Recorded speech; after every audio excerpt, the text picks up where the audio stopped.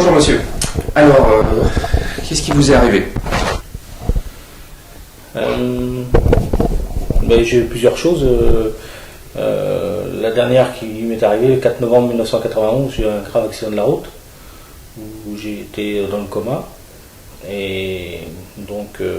Vous avez repris conscience au bout de combien de temps, monsieur? 2 mois et demi. 2 mois et demi après, les fêtes de Noël ont fait que j'étais dans une atmosphère très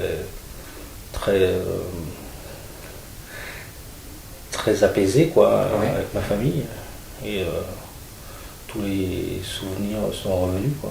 Et d'accord. Voilà. Et sinon, depuis 1983, je suis atteint d'une spondylarthrite ankylosante. Et je suis soigné depuis ce temps-là par des anti-inflammatoires. Et le fait d'être passé chez vous oui, fait que depuis le mois de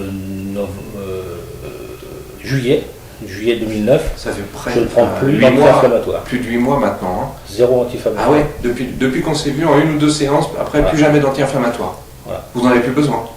Plus du tout. Vous avez retrouvé la mobilité aussi? Tout à fait, c'est-à-dire que oui, j'ai plus de douleur au genou puisque ma spondylarthrite a commencé par un genou énorme, oui, et des talons aussi enflammés, hein, plein d'eau, quoi. Donc j'étais ponctionné à l'hôpital j'étais un mois à l'hôpital pour cette début de maladie. Ils ont même ils ont trouvé le diagnostic une semaine après après la première semaine d'hospitalisation. Donc, ce que vous voulez dire, c'est que vous aviez un mélange des symptômes dus au coma plus la spondylarthrite, hein, c'est voilà. Ça vous handicapait énormément dans la vie de tous les jours, tout ça?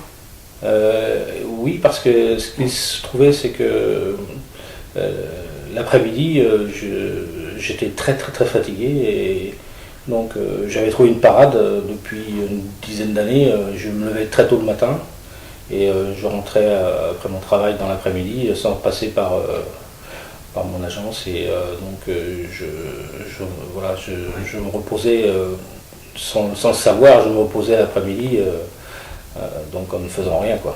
Vous en avez moins besoin? Et là maintenant, l'après-midi, je suis aussi efficace, sauf si je traîne jusqu'à 8-9 heures du soir parce que j'ai envie de finir un travail. Mais c'est difficile de le montrer dans la vidéo, mais je trouve aussi que votre élocution va mieux. Hein. Tout à fait. Vous avez remarqué, hein? Avant, vous bloquiez dans le discours. Hein. Dès la première séance, ça c'est un place. J'ai trouvé, en fait, ce que vous m'avez fait retrouver, 2 dixièmes de seconde de réaction, et c'est ce qui me bloquait dans tout ce que je faisais. Même à écouter de la musique, à faire des battements ou des applaudissements. J'ai des amis qui me disaient mais t'es pas dans le tempo. Comment ça? Je suis pas dans le tempo. Oui, en fait, je ne me rendais pas compte. Je me suis spécialisé dans le fonctionnement du cerveau depuis que je suis tout petit. Enfin, j'ai commencé à 12 ans et j'ai inventé des choses que j'ai découvertes sur les séquelles des comas.